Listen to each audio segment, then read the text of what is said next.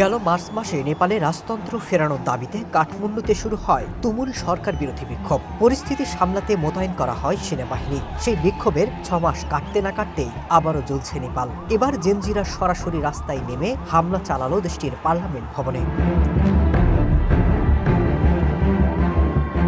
সাম্প্রতিক নেপাল জুড়ে বেশ কয়েকটি বিক্ষোভ হয়েছে, যেখানে অনেক বিক্ষোভকারীকে ভারতের উত্তরপ্রদেশের মুখ্যমন্ত্রী যোগী আদিত্যনাথের ছবি নিয়েও হাঁটতে দেখা গেছে। বিশ্লেষকরা ওই প্রতীকী বার্তার পেছনে দেখছেন গভীর রাজনৈতিক উদ্দেশ্য, যা নেপালের পুরনো রাজতান্ত্রিক স্মৃতি এবং ভারতের হিন্দু জাতীয়তাবাদের বর্তমান ধারাকে সংযোগ তৈরি করেছে। ভারতে ক্ষমতাসীন বিজেপি এবং তাদের আদর্শিক সংগঠন আরএসএস এর অনেকেই মনে করেন নেপালে আবার হিন্দু রাজতন্ত্র ফিরে আসা সভ্যতার বিজয়। আরেকদিকে ভারতের জন্য এটি কৌশলগতভাবেও দরকার, কারণ এটা ভারতের আঞ্চলিক স্বার্থ রক্ষা করবে, বিশেষ করে যখন চায়না এই অঞ্চলে তাদের প্রভাব বাড়াচ্ছে। অনেক ভারতীয় ডানপন্থী মতাদর্শী এবং রাজনৈতিক যুক্তি দিচ্ছেন, যদি নেপালে একজন হিন্দু রাজা থাকেন তবে তিনি সাংস্কৃতিক ঐক্য গড়ে তুলতে পারবেন, পাশাপাশি দেশটিকে রাজনৈতিকভাবে স্থিতিশীল করতে পারবেন এবং চায়নার প্রভাবের বিরুদ্ধে এক ধরনের প্রতিরোধ গড়ে তুলবেন।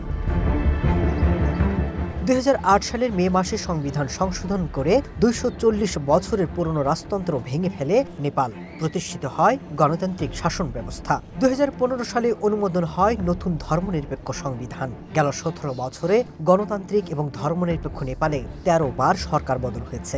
তারপরেও হিমালয়ের কোলে থাকা ভারতের পড়শি এই দেশে শান্তি আর সুখ দীর্ঘস্থায়ী হয়নি। বর্তমান নেপালের ক্ষমতায় রয়েছেন কমিউনিস্ট পার্টি অব নেপালের নেতা ওলি, যিনি চীনপন্থী হিসেবেই পরিচিত। সম্প্রতি ভারত এবং চায়নার মধ্যে স্থলপথে বাণিজ্য শুরুর পথে বাধা হয়ে দাঁড়িয়েছে নেপাল। ভারত এবং চায়না দুই দেশকেই তারা বলছে, বাণিজ্যের কারণে পিপুলেক অঞ্চলকে যেন ব্যবহার না করা হয়। নেপালের দাবি, পিপুলেক গিরিপথ এবং সংলগ্ন কালাপানি তাদেরই এলাকা। এদিকে ভারতের সাথে যখন নেপালের দূরত্ব বাড়ছে, তখন দেশটির প্রধানমন্ত্রীর চায়না সফর সামনে আসে।